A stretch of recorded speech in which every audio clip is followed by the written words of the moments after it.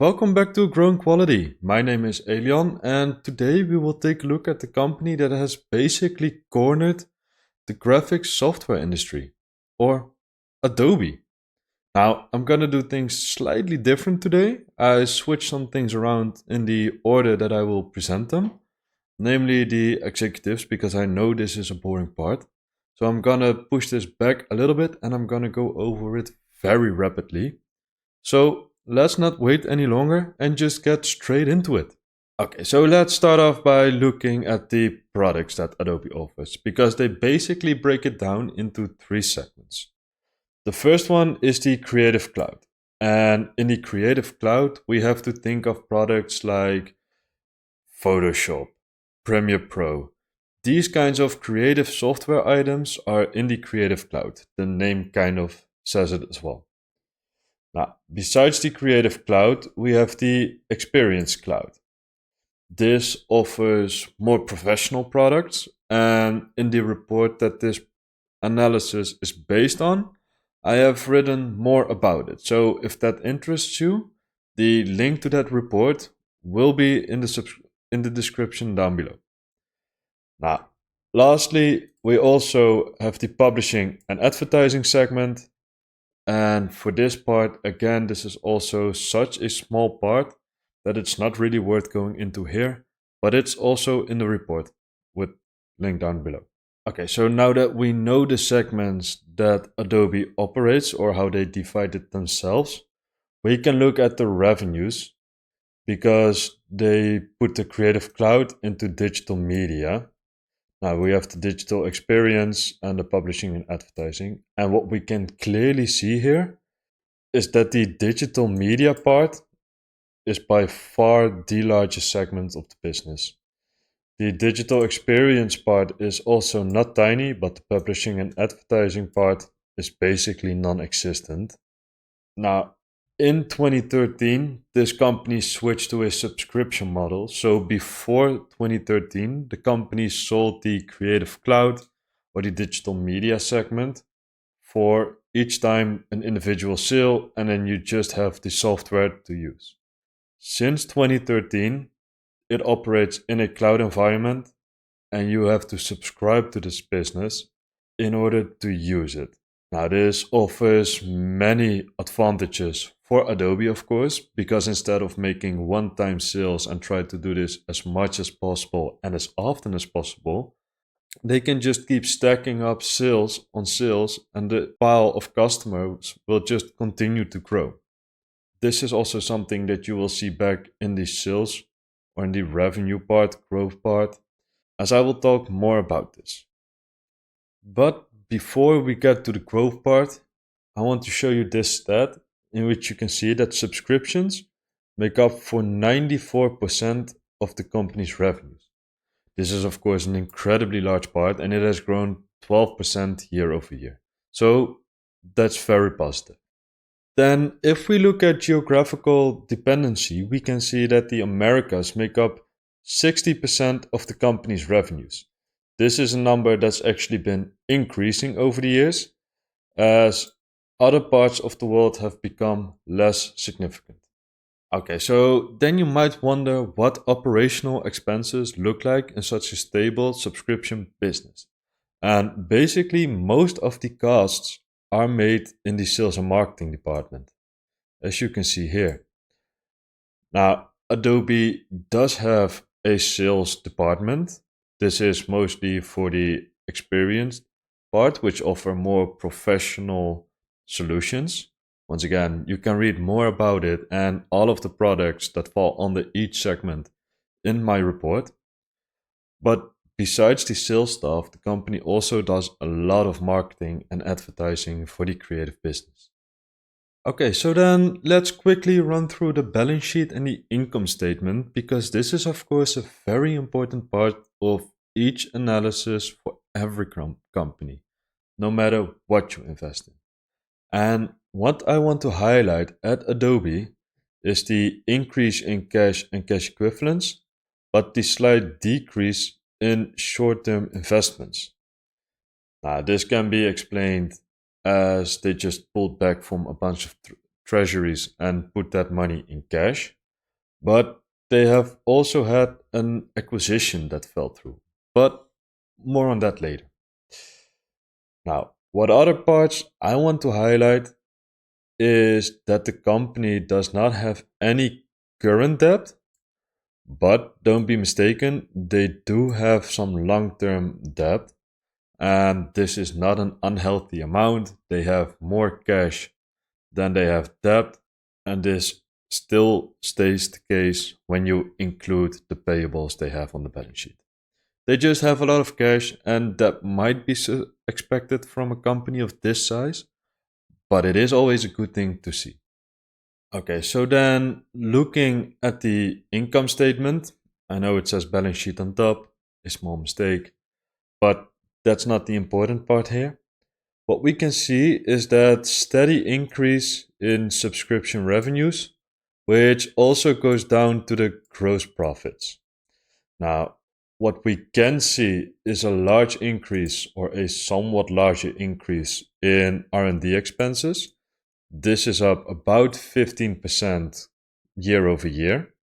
And this increase in R&D may have something to do with the developments in generative AI. Because Adobe, of course, cannot stay behind on this trend. So they have to invest in R&D in order to make their product competitive with other offerings. Now, I will tell you more about this when I get to my bear argument, because it is somewhat circled around this issue. Now, what other parts do I find notable? Well, we can see that net income is growing quite nicely, and with that also the basic net income per share. EPS is of course very important because from their EPS we can see how much the company is growing for us as a shareholder of the business. Okay, so I'm gonna go very quickly through this part because I think it is important, but I know it's not the most exciting. So you can set your timer on it. It will not be more than 90 seconds. So starting off with the CEO, Shantanu Narayan. He has been with the company since 1998. That's an extremely long part. He has been CEO since 2005 and has guided this company through that 2013 switch towards a subscription business. Okay, so then we have to mention Daniel Dern or Dan Dern, the Chief Financial Officer, and he's been with Adobe since 2021. Now, before Adobe, he was at a bunch of semiconductor companies, and he actually started his career at the Navy. So, well, you could say, or you can assume that he is very much on the discipline side. Okay, and then we are already at the last one. That is David Watwani, or the Chief Business Officer. And what you have to look at here is that he has actually had a prior term at Adobe. He served as the Senior Vice President of the Digital Media Business Unit from 2002 to 2015.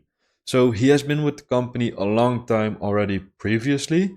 And he joined for another stint in 2021. Now, if that wasn't quick enough for the executives, I don't know what will be.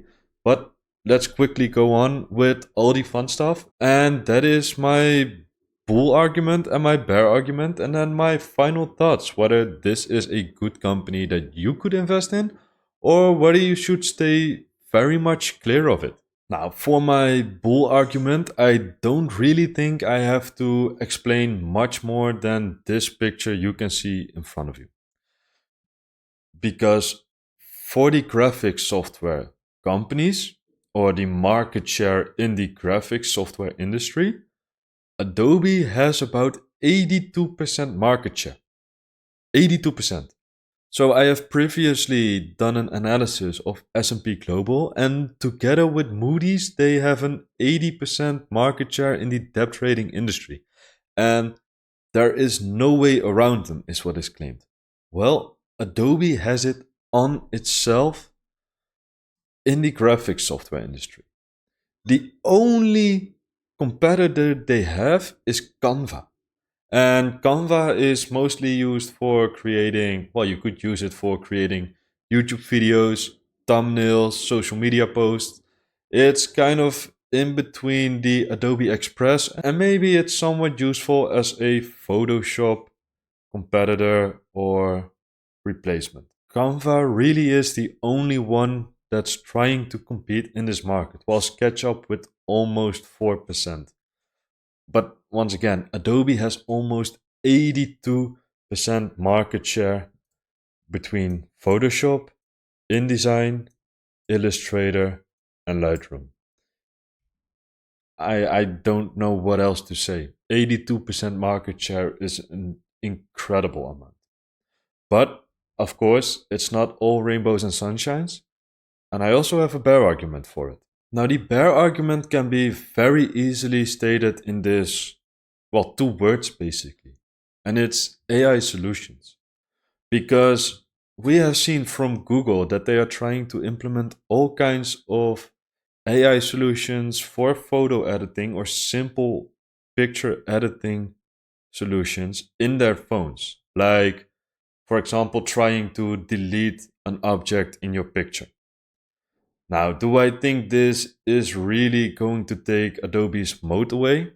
I'm not sure, but it's clearly under pressure because we can see that Adobe's stock price has been coming down about 25% in the last 3 months. And this is something very notable, of course. Now, once again, do I think it really shifts the market dynamics for the graphic software industry? I'm not sure, and I'm gonna explain to you why in a second. But first, let's take a look at the stock chart because, like I already said, Adobe stock has been down about 25% in the past 3 months. So let's go to my conclusion. Okay, so then it's time for my conclusion about Adobe stock. Do I think it's a good buy or not? Is it a good investment or is it a company that's under real threat? Because we can see here that the company has been coming down about 25% from its highs. Now, we can also see that the company has been trading lower in this part, but this was during the 2022-2023 bear market. Now, we can also see that the company started trading up rapidly around May of 2023. And this coincides with the AI boom. And where it first participated in that rally, it's now something that's being seen as an uncertainty for the stock. So, what do I mean by that? Well, like I already mentioned, Google, for example, now has some very simple AI solutions for their pictures, which make some investors wonder, is Adobe's moat as strong as it once was? Or will it see market share shrink as other companies try to get after their market share with some AI solutions? Now, this is something you will have to decide for yourself whether you think this is a real threat or just uncertainty. I think it's mostly uncertainty and not a real threat. But then the second question for an investment should always be, am I buying at the right price? Now, I'm not going to give buy or sell recommendations because, well, I cannot give you any financial advice in that matter. But as an investment, you will have to look at the revenue streams of this business, which is mostly subscription. And you will have to think about the future prospects. Now, Adobe is growing their revenues at a very steady 15% per year. And in my opinion, once again, you have to do your own research. But in my opinion, this is something that I think will just simply keep going. I think it's mostly uncertainty. I don't think Adobe's moat is under a real threat because the things Adobe is being used for is mostly a bit more in depth and offers a bit more structure than just pushing a person on a picture and getting him removed from the frame. So, with that being said, I very much like Adobe stock. I think it could be a good company to invest in, but for the right price. And with that, I want to say thank you for watching this video. As a reminder, the analysis this video has been based on can be found back in the description below. And make sure to subscribe to my newsletter to be the first one to receive those analyses every week. Thank you for watching. See you next week.